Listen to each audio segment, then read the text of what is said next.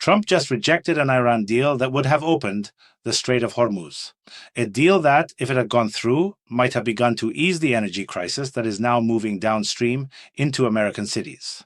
California officials are quietly warning that the state, the largest economy in the nation and home to 40 million people, could begin facing serious energy supply disruptions within days.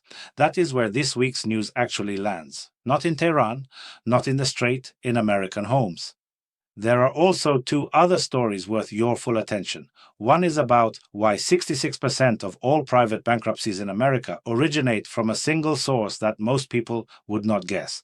And one is about what a 34% approval rating tells you about the distance between a sitting president and his own voters. Stay with me through all three because they connect in ways that matter. If you are new here, subscribe and leave a comment below telling me where in the world you are watching from. The YouTube algorithm only extends this channel when people engage in the first hour. Your comment matters directly toward that. And now, the first story. Let me start with something that does not appear on the front pages nearly as often as it should. American healthcare. Not as a political debate. As a number, $4 trillion per year. That is roughly 20% of the entire United States economy.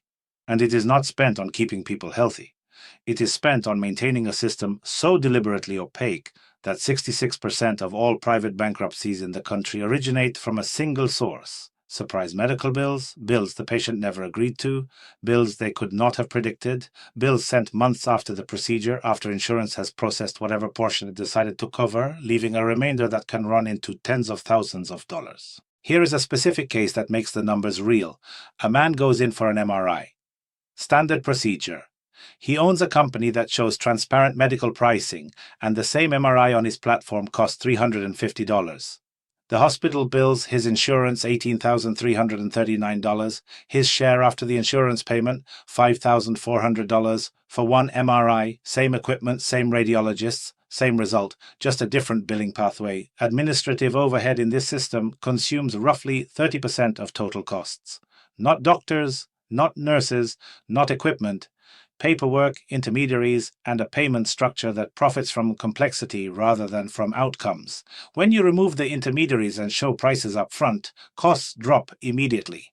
This has been demonstrated. The people who run the system know it. They are not motivated to change it. $4 trillion per year is not the sign of a broken system. It is the sign of a system working exactly as designed for the people who designed it. The reason this matters right now, specifically, is that the economic pressure from the energy crisis is pushing more American households into exactly the financial position where a single unexpected medical bill can trigger a chain of defaults. Two crises reinforcing each other. Energy costs eat into savings. Savings that were supposed to absorb a surprise medical bill are no longer there, and the bill still comes. The second story is a number that deserves more attention than it is currently getting.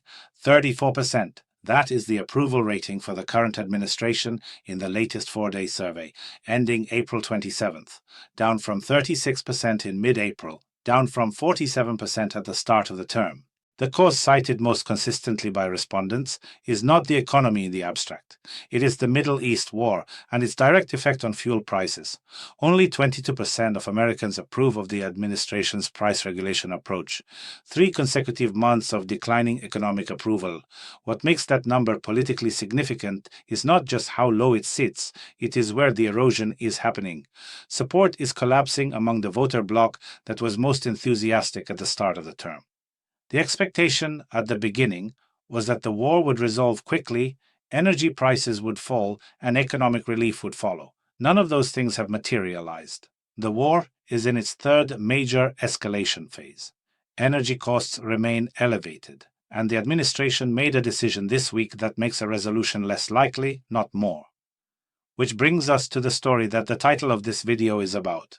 American negotiators were heading to Islamabad for Iran talks.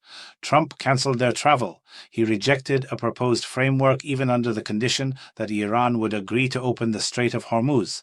He publicly warned that Iranian energy infrastructure would be destroyed within 3 days. A closed session was convened at the White House to discuss military options. By the accounts that have come out, the options range from bad to catastrophic. The Hormuz blockade has been the single most consistent driver of energy cost increases across the developed world since it began. Jet fuel is up enough that budget airlines are canceling routes. Industrial energy costs for American manufacturers are significantly elevated. Deutsche Bahn in Europe just announced a price freeze on its rail tickets because aviation has become too expensive for ordinary travelers. And now California, the largest state by GDP, is moving toward a scenario where domestic energy supply disruptions become a near-term probability, not a theoretical risk, something that state officials are actively preparing for this week. California imports a significant share of its fuel supply through Pacific routes that are increasingly affected by the downstream consequences of the Ormuz situation. The state's energy grid is more exposed to price volatility and import disruption than almost any other state in the country. When analysts warn about energy access problems starting this week, they are not speaking in abstract terms. They are describing a logistics and pricing problem that is already visible in the spot market data. Here is the connection that matters. The approval collapse is driven by energy costs. The energy costs are driven by Hormuz, and the person who had a concrete opportunity this week to move toward ending the Hormuz blockade chose instead to reject the deal and signal an escalation. That is not a policy contradiction. It is a choice. The question that follows is what interest that choice serves and at what cost to everyone else. There is one more story worth noting before we close. More than a year after the closure of a major federal agency, the workers who ran it are facing a labor market that has not absorbed them. These were federal employees earning between $127,000 and $272,000 annually. Fewer than half have found permanent employment. Some have been advised to hide their prior employer on job applications. One person attended 60 interviews over the course of a year with no offer. Retirement savings are being depleted. This is not a partisan story. It is a story about what happens when a large institutional workforce is suddenly eliminated without a plan for reabsorption. The expertise those people carry is real. The private sector demand for that expertise in the volume required has not materialized. And this is a slow, moving labor market story that will compound over the next several years in ways that are not yet visible in any headline number. 3 stories. 1 underlying structure, a healthcare system that extracts $4 trillion from Americans while producing bankruptcy as one of its most consistent byproducts. An administration whose approval is collapsing because the energy consequences of its war are landing directly on the people who supported it most. And the rejection this week of the one near-term path that might have reduced those consequences.